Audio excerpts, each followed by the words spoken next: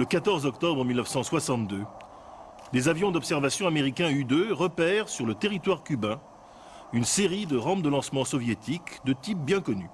Il s'agit d'un matériel en usage pour le déploiement de missiles nucléaires à portée intermédiaire, SS-4 et SS-5, tels qu'on peut les observer en Russie d'Europe.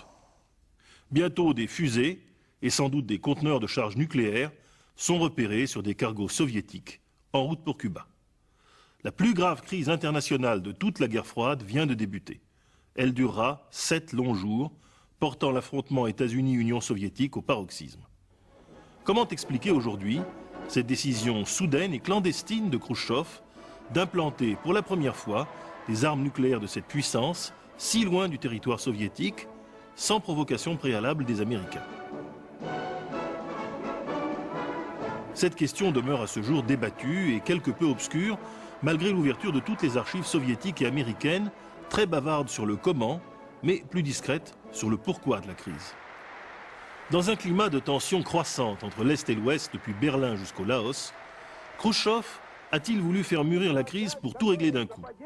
Les critiques de plus en plus dures des dirigeants chinois ont-elles également poussé le numéro 1 soviétique à orchestrer un grand numéro de propagande virile dans un tiers-monde qui louche vers Pékin? Khrouchtchev voulait-il enfin tâter une fois de plus la résolution de ce jeune président qu'il affectait quelque peu de mépriser, surtout après l'exploit du Spoutnik de Yuri Gagarin? La réponse, au moins partielle, telle qu'on peut l'esquisser aujourd'hui, tient en 3 mots. Chine, maréchaux, Turquie. L'idée chez le numéro 1 soviétique de reprendre l'initiative, après avoir été traité de valet des Américains par Mao, est incontestablement présente. Mais au-delà, Khrouchtchev entend aussi ramasser la mise à l'intérieur de l'Union soviétique. Depuis 1957, en effet, il impose à un état-major réticent des réductions d'effectifs conventionnelles qui sont de moins en moins bien acceptées par l'armée. Après avoir déclaré universellement qu'un missile nucléaire valait largement une division blindée, il lui faut faire la preuve expérimentale de son théorème contre la plupart des chefs militaires de l'Union soviétique qui n'ont aucune confiance dans la nouvelle stratégie nucléaire. La Turquie, enfin, va fournir le prétexte juridico-politique à l'opération. Les Américains n'y ont-ils pas déployé des missiles à moyenne portée très près des frontières soviétiques? En répondant du tac au tac sur le terrain cubain, Khrouchtchev pense donc conforter un allié très proche, endiguer ses critiques internes et externes, mettre l'Amérique en fâcheuse posture. Ainsi commence l'opération Anadyr, du nom de la péninsule sibérienne qui jouxte l'Alaska, le territoire soviétique le plus proche des États-Unis, Cuba excepté bien entendu, et c'est le coup de poker le plus délirant jamais tenté par un dirigeant communiste depuis 1917 jusqu'à 1991. Mais ce coup de sang khrouchtchevien n'eût jamais été possible sans un dérapage antérieur qui avait déjà bouleversé toute la géopolitique de l'affrontement Est-Ouest, la radicalisation imprévue de la révolution cubaine. Évolution en partie imprévisible, puisque le mouvement révolutionnaire cubain de Fidel Castro avait fini par obtenir dans les derniers mois de l'insurrection, en 1958, la bénédiction de Washington. Il est vrai que la dictature de Batista, qu'il remplaçait, avait fini par devenir un véritable protectorat de la mafia italo-américaine, ce qui n'enchantait guère le FBI. Mais dès la prise de pouvoir, Fidel Castro et son plus proche compagnon, l'Argentin Ernesto Che Guevara, transforment délibérément le cours d'une révolution nationaliste de gauche traditionnellement latino-américaine en une véritable révolution communiste appuyée par le bloc soviétique. En juillet 1960, Guevara annoncera impavide que Cuba fait partie du camp socialiste et rétorquera à un compagnon d'armes critique, Hubert Matos, que le salut du monde passe par ce que vous appelez le rideau de fer. Dès son arrivée, John Fitzgerald Kennedy hérite donc d'un dossier empoisonné. Il assume parmi ses premières décisions la rupture des relations diplomatiques avec Cuba, mais subit blanc de colère une opération très discutable de la CIA, le débarquement d'un groupe de contre-révolutionnaires cubains en avril 1961 à la baie des Cochons, Playa Girón, qui ne pouvait ni réussir, ni même ébranler Fidel Castro. Mais au lendemain de la victoire cubaine, qui n'a tenu somme toute qu'au refus du président Kennedy d'appuyer l'opération par l'engagement direct des forces armées américaines, Castro demande à Moscou de le protéger directement, faisant valoir que son île représente maintenant l'équivalent stratégique de Berlin-Ouest en Europe, une enclave rouge et vibrante au cœur de l'Empire américain. Le 24 mai 1961, une délégation secrète visite la Havane. Elle propose de répondre favorablement aux Cubains en sanctuarisant leur île par le déploiement de missiles à portée intermédiaire, ce qui allait bien plus loin que la demande initiale de Castro. Ainsi, la conjonction de deux légèretés, l'une cubaine, l'autre khrouchtchevienne, finit par peser bien lourd dans la fragile balance des relations internationales.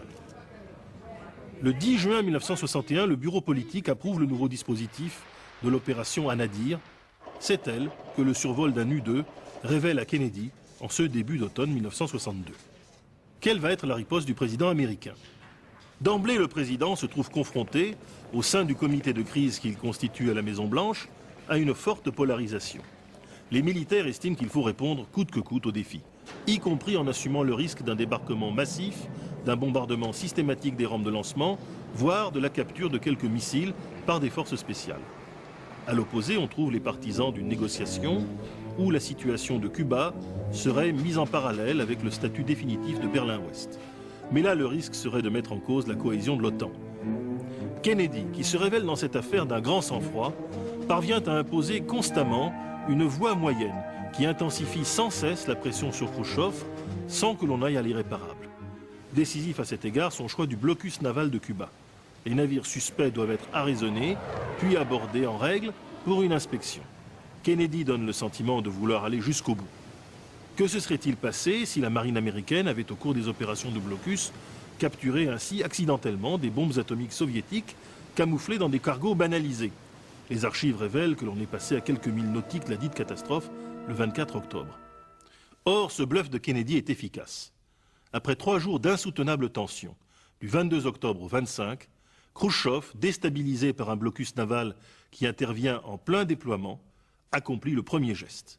Il propose de stopper ces cargos en échange d'un engagement américain à ne pas envahir Cuba. Le lendemain, 26 octobre, il ajoutera pour faire bonne mesure un retrait des missiles de Turquie. Après tergiversation et échanges difficiles, Kennedy accepte un compromis immédiat, la garantie de la souveraineté de Cuba, et un autre, à échéance de 6 mois, un retrait présenté comme technique des missiles américains de Turquie. Mais Khrouchtchev doit dans un premier temps donner l'image humiliante du repli en bon ordre. Ces navires repartent avec les missiles et les charges démontées, survolés par un essaim d'avions américains.